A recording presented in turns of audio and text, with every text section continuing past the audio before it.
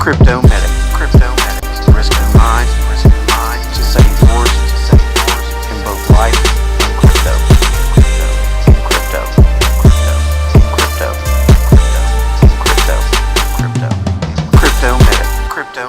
crypto medic. Hello everybody, what a wonderful day today. Unfortunately, I do have to go to work tonight for a 36-hour shift. But today, I wanted to talk to everybody a little bit about arbitrage. I want to give you a good point, a bad point, and a busy point about arbitrage.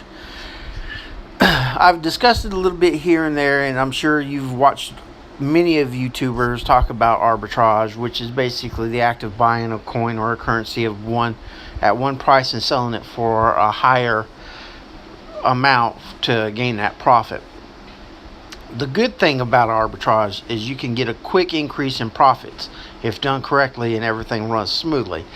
And you know what's good about this is that while we are waiting on some of the platforms that we're invested in to go up in value, and all those coins and stuff that we're collecting, you know, like on Thorn and stuff, as it's getting ready to hit the external exchange, and hopefully organically the cost of that coin or the value of that coin increases till we find that margin that we love, that we want to cash in some for the profit.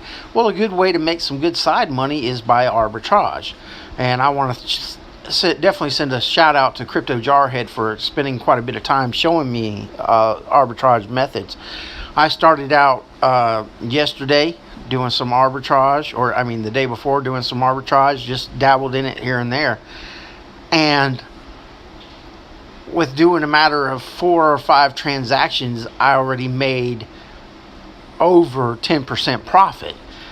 I started off with 73 coins, and on the Finecoin platform, just working on my arbitrage there till I get it better.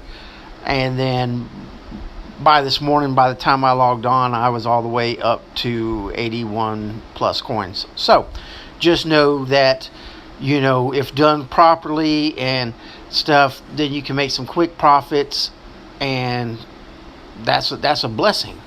The bad thing is the market can change in an instant, so you may be left holding coins for a while in hopes that the market will swing back your way. And I say that because it is extremely volatile.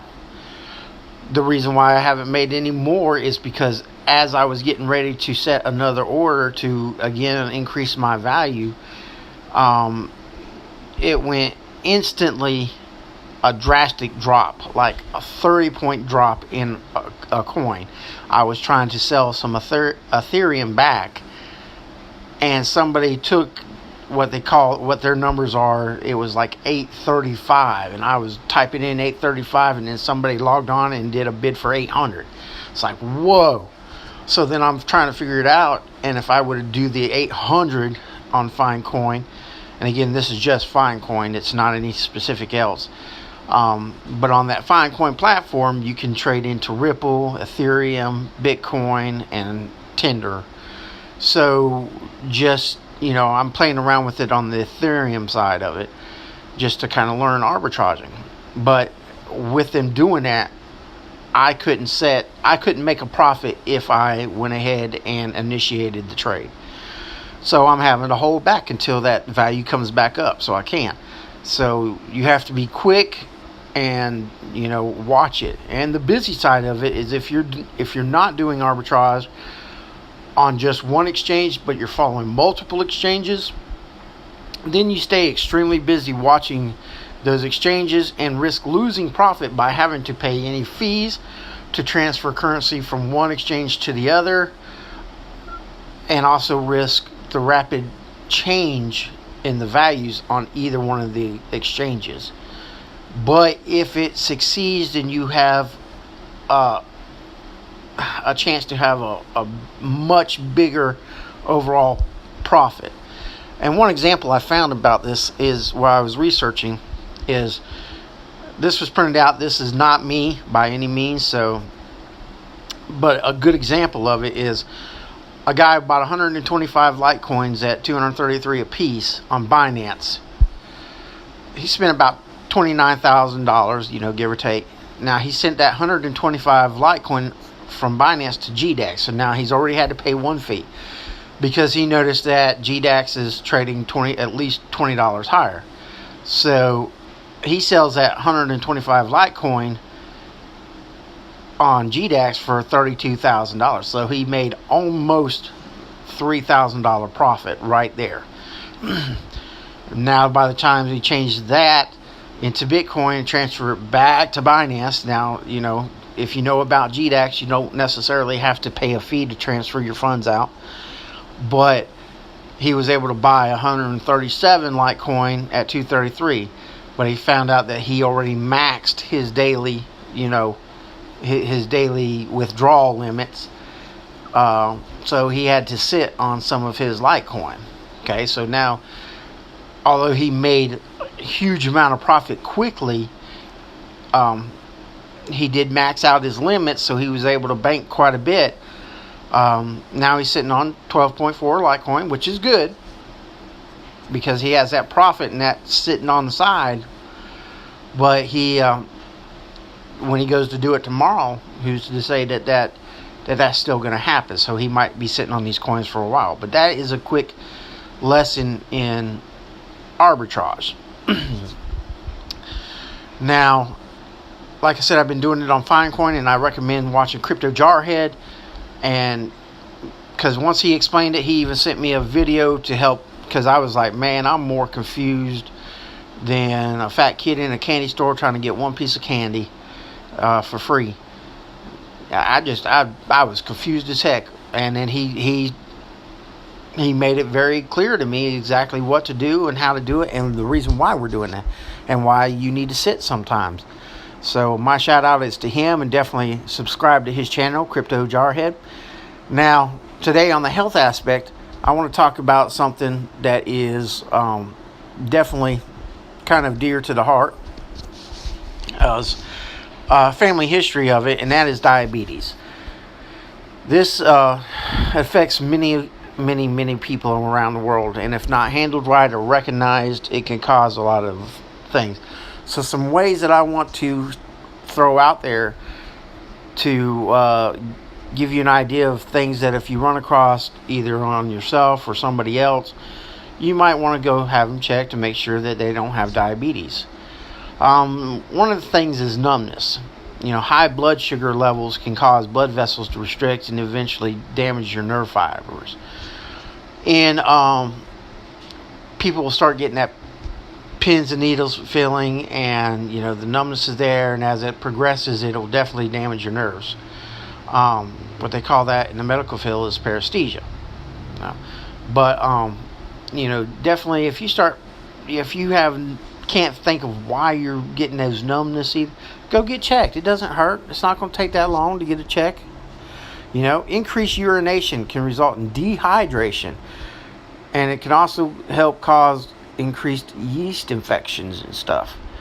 So that's definitely something you want to do. The reason why is yeast uses sugar to grow, and you're urinating a lot more because you're trying to urinate the extra sugar off in your body. That's one of the ways to balance what they call your pH system. All right. Rapid, unexplainable weight loss. When hormones aren't regulated, it will burn fat and muscle for energy. As you're burning that fat and muscle, you're like, hey, yeah, I'm losing that weight. But what you're doing is you're not truly getting rid of all the sugar. It's just that the sugar couldn't get into the cells for whatever reason, or you have a way over abundance of sugar, and therefore now it's breaking down things that you may need for your energy, and that's bad. Blurry vision. As blood sugar levels spike, they restrict nerves, which also restricts fluids and stuff to the eyes. So diabetics have an increased chance of getting glaucoma and cataracts and stuff like that, and you definitely want to do that. If you start getting blurry vision, go see an optometrist, and then turn around and also go to the doctor to get checked out and make sure that you don't have the beginning of diabetes or something. Itchy, dry skin. When your vessels are affected, it also can cause sweat glands to be dysfunctional, which results in dehydrated skin, and often dark patches will form. So that's another thing. If if you have psoriasis or something like that, and it's a diagnosed thing that you have, then that's one thing. But if you start seeing a lot of that coming up, and you're like, ooh, I don't know what it is. I can't figure out why I'm doing it. Go see your doctor. Let them do some tests. Again, checking the blood sugar often is a good thing. Unexplained fatigue. When blood sugar levels are high, or too high or too low, decreased nutrients and oxygen are transported to the cells. It requires rest, but the problem isn't solved till the sugar is regulated. That's something you really got to do. Like I said, check that sugar often. It's just a preventative maintenance in a sense. Unquenchable thirst. Even after drinking a lot, you still just don't feel like you've got enough. And with increased urination, leaving your body already dehydrated, it's going to trigger you to want to drink more because the cells need the fluid. Slow healing cuts and bruises and body infections. Due to the nerve damage, it can impede circulation, which impedes the transport of fresh blood and skin for healing, as well as a lot of reoccurring infections. That's something you really got to watch. And then the last thing is irritated gums. With nerve and blood vessels being restricted, it can also cause gums to swell or recede, after leading to gum disease, and also can cause a lot of dry mouth. So, as you can see, these are some signs and symptoms, and just because you have some or all of this does not mean you have diabetes. But you definitely want to go see your doctor regularly. You want to get checked up. You want to have them check your sugar levels, and stay on top of that, especially if you have a family history of it.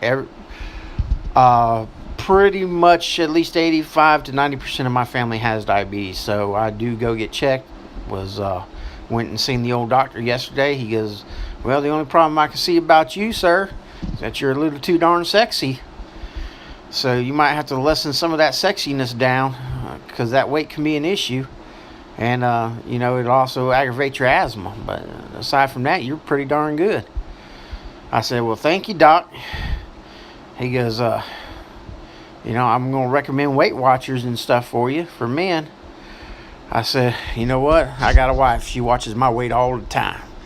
But I appreciate that. So, we are going to start looking into Weight Watchers and stuff doing like that. But anyway, I want to leave y'all with that. And I want to do one more thing, and that's to give you a word of wisdom, and that is, difficult roads often lead to beautiful destinations. And that, to me, that phrase right there sums up everything that we're doing in the crypto world. We are taking a difficult road excuse my tongue tidiness, whenever we are investing in platforms and we're waiting weeks and months at a time and waiting for everything to get to that perfect spot to where we're hoping that we've increased our fund. That's a difficult road, as well as in health. Difficult roads often lead to beautiful destinations. And, Crypto Gemz and Cryptoekeeper and stuff, preach patience and virtue and just, standing behind what we're doing. And even though it's a difficult road, we're hoping and we're praying and we're doing, and we're hoping for that beautiful destination to happen. The time that you're able to be financially more free, to do more things and work less. One love to each and every one of you. God bless. Have a wonderful day.